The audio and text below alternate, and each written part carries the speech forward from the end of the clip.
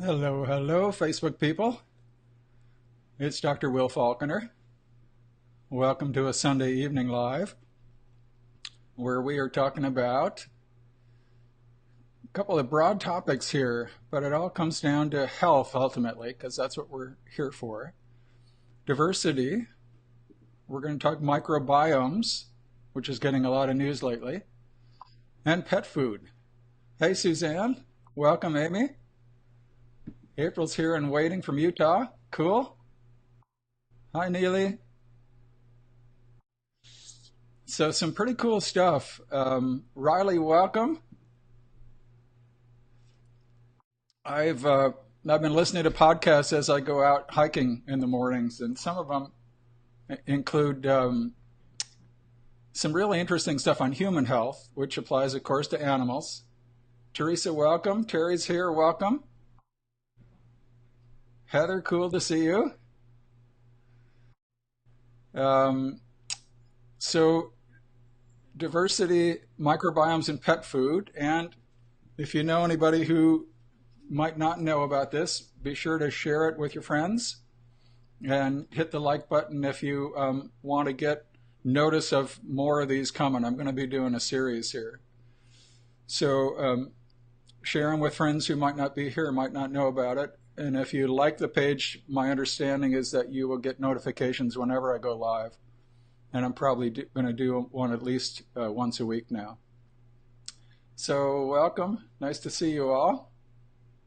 Wanda's here in hot Austin and going to head out for Colorado soon, where it's a lot cooler and all the allergies magically go away. Carwin, welcome. I'm glad you joined the membership lately. You are very welcome. The heartworm protocol is what your vet is using. Wow, that's awesome. That's a drug-free protocol. Oh, that is really cool. So let's get rolling with a little bit of diversity talk first. With diversity, we can talk from large to small. You know, it's this idea that there's the possibility of having many different animals, many different organisms, many different plants in any given environment. And it turns out diversity is a big driver of health. So let's go global first, and then we'll come down to more micro, and then we'll look at it as it relates to animal health. Welcome, Joe. Hey, Susan. So some thoughts about diversity first. You know, when a culture of people has like a melting pot like we've got in the US, we get a lot more ideas, right? When you travel. I remember when I traveled to Europe and North Africa and such when I was a budding college kid with a friend, my world expanded, right? I got to see other cultures and realized, you know, my life in Wisconsin was not the only life on the planet. So diversity is always a good thing in terms of bringing in other cultural values, other ideas, other thoughts.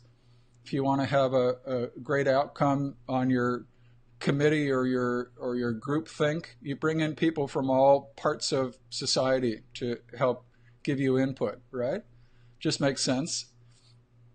And if here we got a planet that we're all living on, right? No matter what our culture is. So in order to solve the problems like global warming, et cetera, it's going to help to get a lot of different inputs from different people. So that's diversity on a human scale.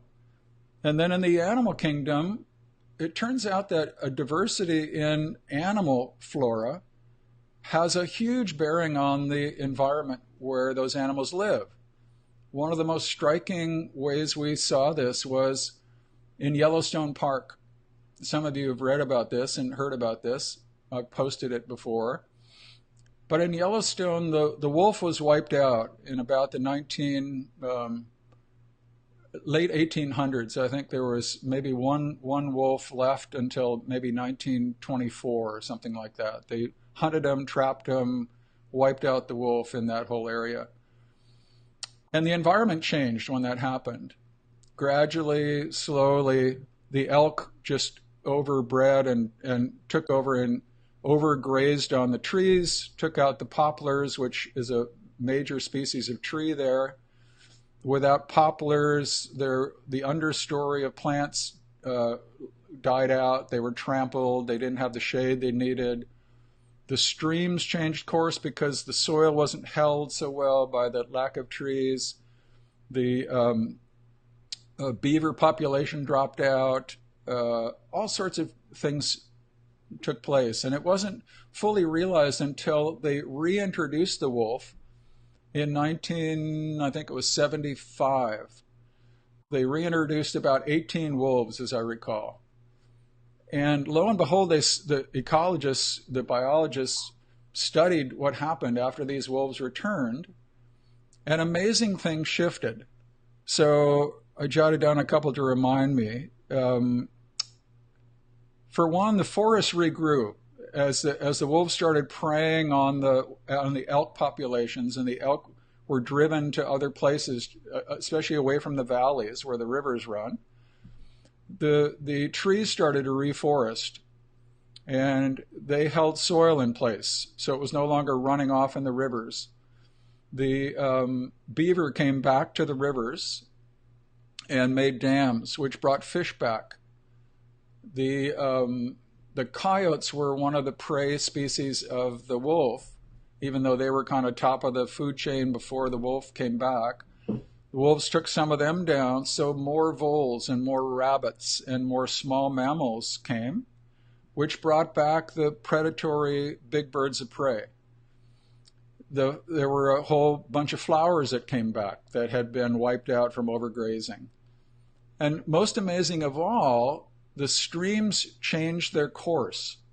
So these streams that were going too fast were now dammed up by this return of the beavers and their dams. And fish populations grew, and fishing birds took a role again. And the banks, instead of washing away with all this runoff water, now held a firm bank on the rivers. So the whole ecology just changed. If you want a really interesting kind of a rabbit hole to run down, just search on 2 words in Google. Search on Yellowstone and wolves, and you can read about this. It's a really cool story. So they had one missing piece of diversity. They'd taken out the top level predator, that was the wolf, and when they brought it back, it changed the whole dynamic of the area. So we've got diversity from macro to micro. Let's talk about the microbiome a little bit. That's been in the news a lot if you've been reading, science at all or health-related stuff. We are discovering more about the microbiome than we ever knew before. So first we're talking about usually our gut flora and the millions of bacteria that live there. There's fungi and there's protozoans, these single-celled organisms. Well, it turns out that there's microbiomes in our animals as well. And if they count up the number of cells of these little microorganisms that are there in our guts, there are something like 10 times more of them than there are of us. In other words, if you count up human cells and compare them to the number of bacterial cells and fungal cells and protozoan cells, they outnumber us by 10 to 1. So who are we really? Well, we're a collection. We're a very diverse collection, not just a simple human being. And the more they study the microbiome in us, the more they learn that it affects all sorts of things. If it's diverse, if it's very well populated with a diversity of microbes, our digestion is better. Our immune system, 80% of our immune system looks like lives in the gut and depends on these microbes to be healthy. One of the wildest ones is there's a relationship between the gut and the brain. So behavior changes when the gut biome gets out of balance or gets back into balance, from mood swings to probably all sorts of things like aggression and depression and that sort of thing. So quiz time, you can answer in chat. Tell me what the number one most overprescribed drug class is, whether it doesn't matter if we're talking animals or people. What's the number one most overprescribed class of drugs? Answer me in the quiz. Suzanne says antibiotics. Teresa's been reading about all this microbiome stuff. Antibiotics says Druby. Neely says antibiotics. Catherine agrees. Aaron, yep. You guys all got it. So they're giving out like candy. Kid comes in with an earache. Let's give him antibiotics. You go in with a flu, which is a viral illness. They give you antibiotics. We're going to kill the secondary bacteria. You guys are sharp. Everybody's got it. There's a delay from when I speak to when you type, I see, which is fine. Yeah, everybody understands this. So it turns out that it's not as simple as saying, well, we gave an antibiotic, so let's now give a probiotic, which is maybe, 3 species of good guys, and everything will be okay. It's very unlikely that that is anywhere near reality. So when we give an antibiotic, we're not only killing bad germs, we're killing all the good germs as well, or a bunch of good germs as well. So that throws our microbiome diversity out of whack. And that can affect behavior, can affect digestion, can affect our immune system, right? All that stuff. And things we don't even know, I'm sure. So a big caution is if there's an antibiotic being prescribed, you have every right to say, why are you prescribing that? And if you're not happy with the reasons and you're not on board with the reasons, say, yeah, I'll let you know if I want to come back and get that prescription filled. I may not. I'm going to research it a little more. Rarely is it an emergency when you're getting prescribed an antibiotic. They're greatly overused. So that's microbiome, and we really want to be careful of it, not only in ourselves and our animals who we make decisions for. Remember, we're the chief decision makers in our animals' lives. Janet says her dog was given 3 antibiotics for diarrhea. You were horrified. You're a nurse. Yeah. And issues going on ever since. Yeah. Deborah Rubensfeld says research in mice has shown 40 days of probiotics after antibiotics is just as devastating as the antibiotics alone. So they had no effect. Wow. That's amazing. Amazing. Suzanne says she's read it takes over a year to bring the microbiome back into balance after 1 round of antibiotics. So very serious stuff. Neely says maybe you can't ever get it back, and I wonder about that. I have a real concern about that as well. So we want to be careful about that. And I want to just zoom out again and talk about the soil as also one of the major microbiomes that we tend to forget about. So if you remember any of this from biology class, we live on about this much topsoil. Our whole existence depends on about this much topsoil on this planet we're all living on. That topsoil is where the best nutrients are for growing the crops that feed us, that feed our animals, that et cetera, et cetera. So in big agriculture now, the shortcut has been for, since post-World War II, all those fields need is N, P, and K. We just give them nitrogen, phosphorus, and potassium, spray it on with sprayers, and we're good to go. Whereas the organic farmers have said, no, that's never enough. We need a lot more than that, and we need to keep things in balance because we're culturing the soil microbiome so we get healthy crops. Healthy crops are resistant to pests. The NPK crops, especially the ones that get pesticides applied to kill the bad guys, they are like sending out beacons saying, come and eat me to all the pests. So they're continually fighting an ever-escalating battle of poor soil health, poor plant health, and pests coming in to damage those sickly plants. One of the things that really interested me back when I was gardening years ago was that there's this thing called intercropping. So if you grow tomatoes, you gardeners will remember this better than I do. I think it's mint that grows next to tomatoes. And if you intercrop those two and grow them close together, whoop, turn my alarm off. they they produce better, they do better. There's some symbiosis between those two vegetables, and it happens with a whole bunch of different vegetables. I don't remember them all now. You can put them in chat if you know, if you're a gardener. But I'm thinking now that they probably didn't know why that happened. Basil's a good one, yeah, intercropping basil. I'm wondering if that's all got to do with the microbiome of the soil. And when you put a couple of different plant feeders in next to each other that complement each other, that soil microbiome might be healthier. So one of the biggest things I regularly send you stuff in the newsletter about microbiomes and glyphosate. Glyphosate is a big chemical on the planet. We lose microbiome diversity with glyphosate. Glyphosate is Roundup, and that's what's used on all the crops that are non-organically raised, pretty much now. They kill weeds with it. It's the biggest use pesticide in the U.S. Let me take a break for a second here and see what's going on in chat, and just remind you to share this with folks. Catherine's got experience with healing clay. She knows about soil. That's coming from the soil. Tracy's doing a 3-day 4-life digestive cleanse. Cool.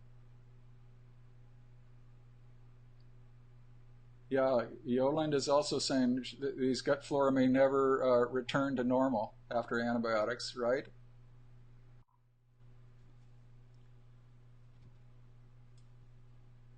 Sonia's treating her kids with homeopathy. Good for you, Sonia.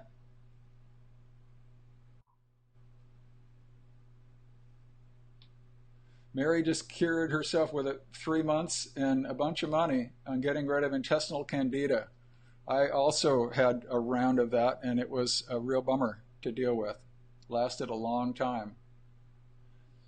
So we get overgrowths of the bad guys when we go in and carpet bomb with these antibiotics. No question about it.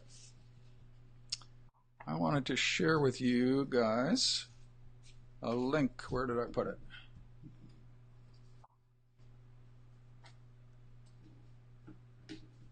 I've lost it. I have got a workshop, free workshop coming out for you. Let me chat it into chat for you.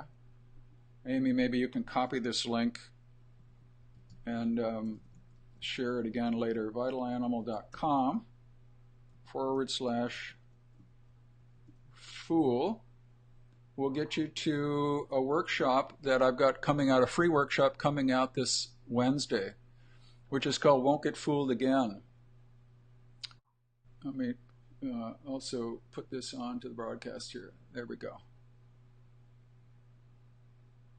So vitalanimal.com/fool will get you onto this free workshop I've got coming up, where we're going to talk about raising animals in a more natural manner. Natural rearing is the theme. And we're going to start out Wednesday with the first video that falls around natural immunity, and give you some good alternatives for getting immunity without vaccines.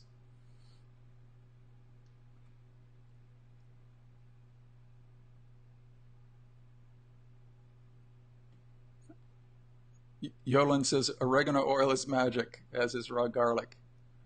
So yeah, you guys have tried a lot of different things. Kari, too, that if you're in Texas, the soil is full of clay and pretty hard, so it's a challenge. Wanda says, is zinc a good supplement to replace nutrients lost in soil? You mean in humans, Wanda? Taking zinc, I'd be a little cautious with it.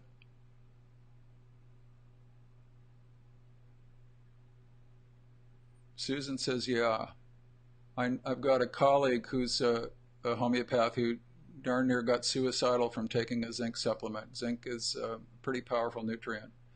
So maybe start out real slow and see how you do. But anyway, we've got pet food fitting into the equation as well. So we want diversity in our pet food. When you think about it, nobody in the wild would feed a mono would eat a mono diet, right? So we've got the wolf as the model of the dog, real close genetic overlap, about 95% overlap in the DNA between wolf and dog. Dog's ancestor is wolf. Well, if you think about what the wolf eats, they're going to be feeding on caribou at a certain time of the year. When the caribou move off, they're going to be feeding on elk. When the elk are played out or gone, they're going to move to smaller mammals. Maybe they're going to hunt rabbits. There's a real diversity in their diet. And I want you who are choosing foods for your animals to keep this in mind. It's a good idea to rotate regularly so you're never stuck on one recipe or one particular diet. So that means if you're feeding raw, change that protein up a few times, like in a 3-month cycle is what I commonly recommend. So if you like to have a month of, say, turkey, follow it with a month of beef. If you can find it and afford it, a month of venison, something like that, and go back again around the loop. You could have rabbit in there for a couple of weeks. Those more expensive ones don't have to be for a whole month. They can be less frequently fed to save some money. But getting that variety in will help the microbiome, will help fill in the things missing in one diet that would be supplied by a different diet. And even if you're on kibble still, and hope you're working your way toward getting on raw balanced food, change that kibble regularly and add some raw stuff to it. Crack an egg over it raw, or add some raw hamburger to it or some raw chicken. But don't ever stay with the same kibble forever. Rotate that at least monthly as well. So variety is the basis of good health, right?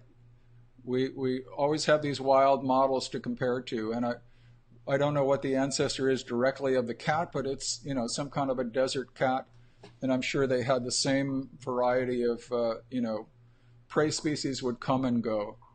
So keep that in mind as you're choosing what you put in the food dish.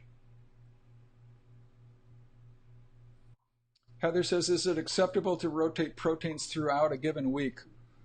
It's acceptable, Heather, but I've had people who haven't been able to keep their household, their pack, with firm stools until they spread out how often they change proteins. If that's not your experience, I think it's okay to do. I said give it now at least 2 or 3 weeks on one protein. Everybody, all unrelated dogs, 3 of them, all got normal solid stools. So keep that in mind. It's good to have some continuity and then change. So that's why I like a month.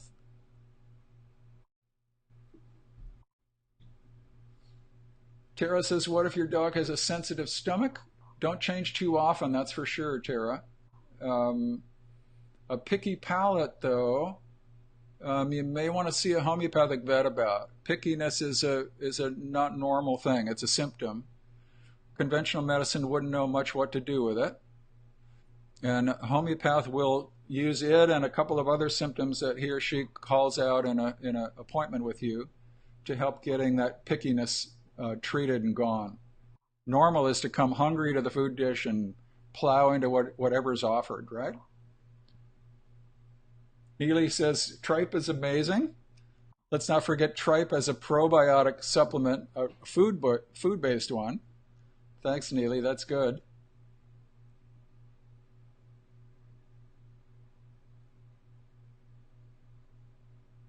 Katie, you got to ask your question again. I don't know what adding ram to kibble means. Wanda rotates every 3 days. I would space it out, Wanda, but it's up to you. If everybody's happy with that, I think you're only feeding Bugatti these days. If he's good with that and he's got a happy stool, you can get away with it.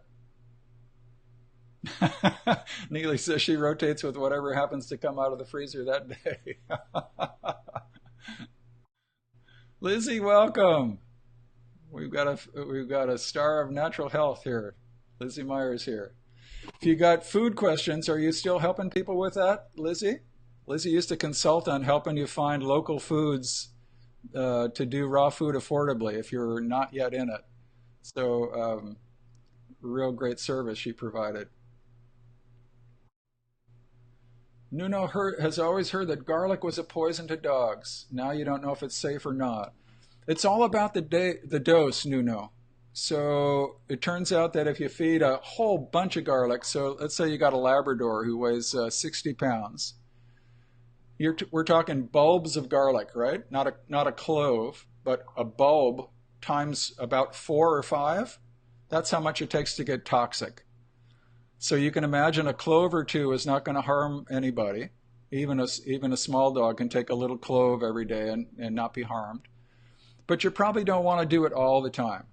It's a very potent thing, and good if you're overrun with ticks. It can help repel the ticks, but I wouldn't rely on it all the time.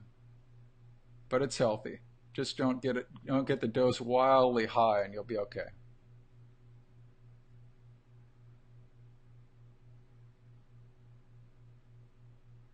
Oh, I'm cutting out, says Teresa. That's not good.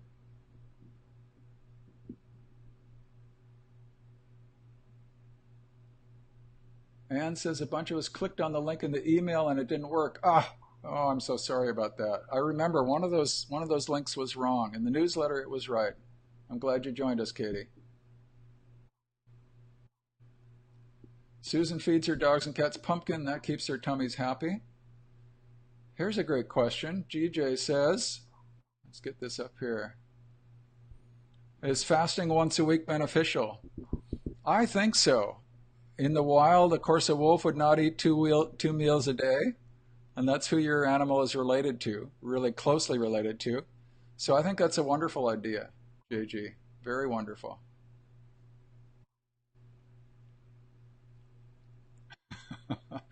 Lots of variety in the diets out there. That's great, you guys. You know what you're doing.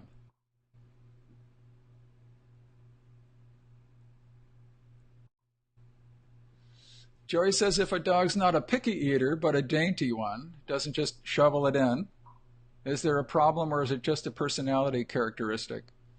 I would lean more toward the characteristic idea, Joy. If the weight is good, if there's not a skinny ridge of a spine, and the weight's happy, it's probably fine.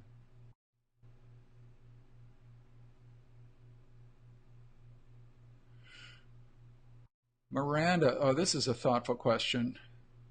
What do I think about raw food and elevated liver enzymes? So here's one more thing about pet food that I think we need to be more cautious about. That is, if you have, let's move this over here a little bit. There we go. If you have non-organic food going in, the risk is that glyphosate is sneaking in with that food. Now, if it's raw food, that could mean the cow or the pig or whatever the prey animal is that made the raw food was fed in a concentrated animal feeding operation, a CAFO, where they're fed grain that's full of GMO grain. They're going to have trouble with healthiness. And the animal eating those things could be eating glyphosate because they come through those grains that have been treated with Roundup. So GMO makes the grain resistant to Roundup. They spray the fields with Roundup before they harvest them. This even happens in some non-GMO fields like oats. We're learning more and more about oats, and wheat is now sprayed with Roundup even if it's not GMO to wither it and make it ready for the combine to come through. Well, guess what we're feeding if we're feeding food that's got oats in it and they're not organic? We're feeding glyphosate, which kills the good flora in the gut, could upset the liver, potentially. So, yeah, we want to watch out for what's going in.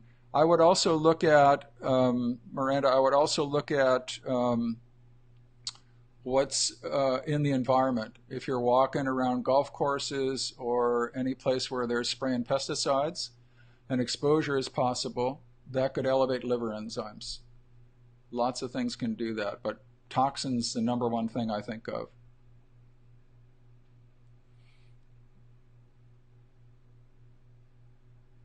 Sonia, great question. We're going to take about 10 more minutes of questions here. Can diabetes in dogs be reversed contrary to what mainstream medicine claims? Absolutely it can. In cats, in dogs, even in people.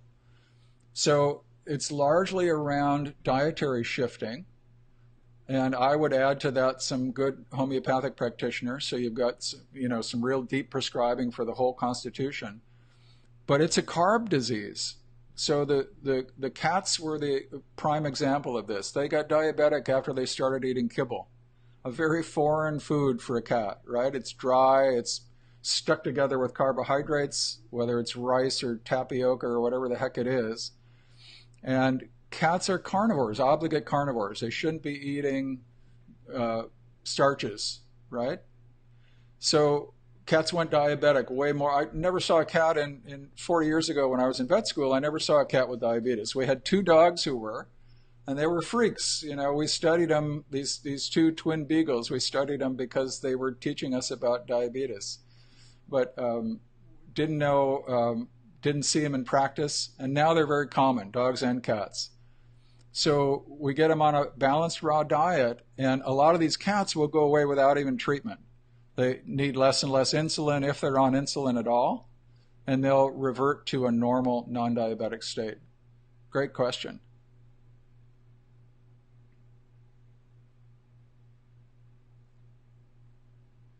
It's usually type 2 diabetes we're talking about there, Teresa. They can't get the sugar into the cells, so it's floating around.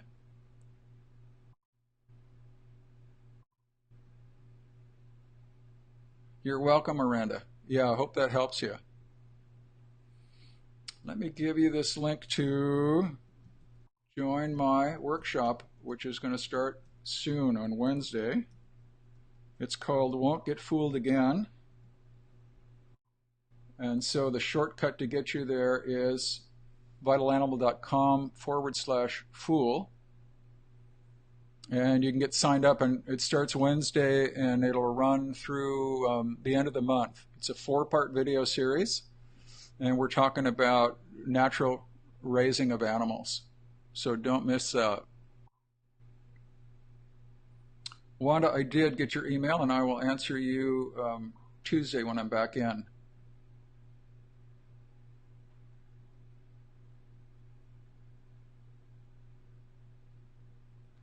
Yeah, Yolan, don't say never. Type 2 diabetes has been cured. You got to keep reading more people. Who am I listening to? Mark, Dr.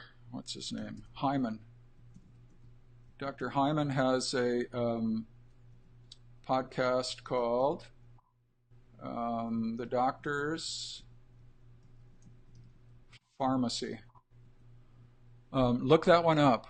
He is a real thought leader in this whole world of microbiomes and food as medicine. Food is really powerful medicine when it's good, or it's powerful anti-medicine when we're not well. So check him out. If you listen to podcasts at all, The Doctor's Pharmacy is a really wonderful one. Sonia has a couple of friends who have cured diabetes. Okay, good. Yeah, yep. And I've had very few cases over the years, but I know I've cured a couple of cats at least with diabetes. Being the obligate carnivores, they're a little easier, but it definitely can be cured. And of course, conventional medicine won't recognize that at all. They'll say we got to stay on insulin for the rest of your life.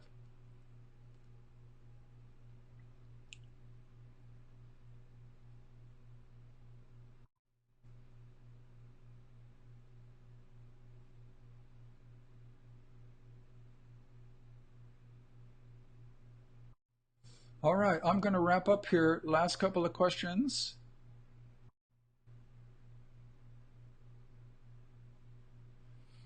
Melina says, what would be a healthy percentage of protein in vegetables for an eight-year-old dog to keep the microbiome healthy?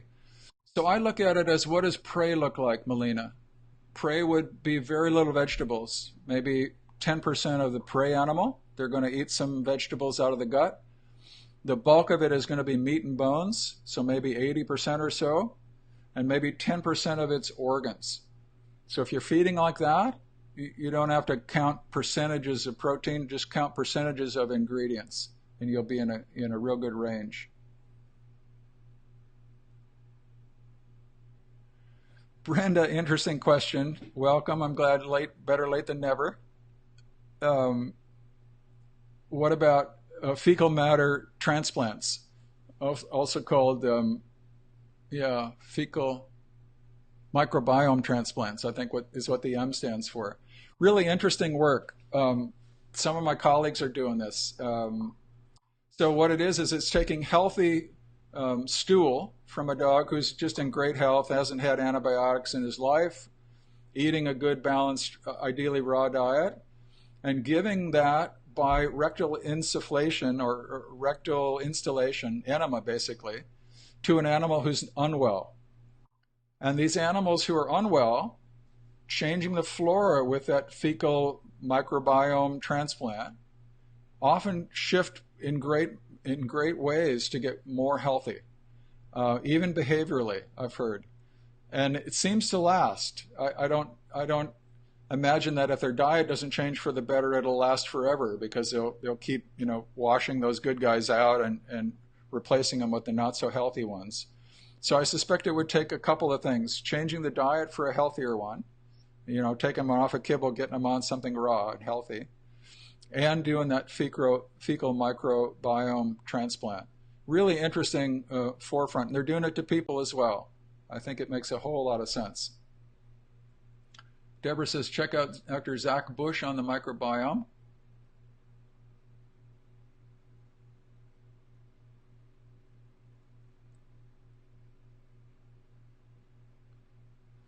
And I think that's a good approach. An animal who's got, I'm going to answer the Giardia one. Giardia, since a puppy, is now 8 months old, was bombarded with antibiotics and dewormed extensively by the breeder. Dumb moves all around. And now the gut's a mess. So they had a fecal transplant, and the owner used grapefruit seed extract. Not sure why. I think that's a little rough on the gut, and licorice. Anything else to try? Yeah, feeding tripe would be high on my list. Depending on the size of the dog, maybe a quarter's worth, in a pretty good sized dog on a daily basis, or a little teaspoon or less every day, if they haven't already done that. Allison rightly points out that wolves shake the stomach contents out. The stomach contents in a ungulate are like a 55-gallon drum, so they don't eat all that, but they do get some in the intestines, little bits. 5 or 10% of the diet's probably vegetation. This will be recorded, Teresa. I'm sorry I'm cutting out on you. So yes, it's going to be recorded, and it'll be on Facebook on this page, Vital Animal Pack. Before I leave you, head over to vitalanimal.com /fool and sign up for the free workshop that's starting on Wednesday. And I'll get you an email to alert you to that. It's a 4-part free video workshop. We're talking about natural rearing. So join me then. Thank you, everybody, for attending. Share this if you haven't already, so other people can find it. And if you want to stay tuned for more lives, I'm going to have more coming. Be sure you like the page, and you'll get notified when I go live next. So thanks, everybody. You are doing great work, and I want you to keep on doing what you're doing. You all got the antibiotic question right on. Take care. Bye-bye.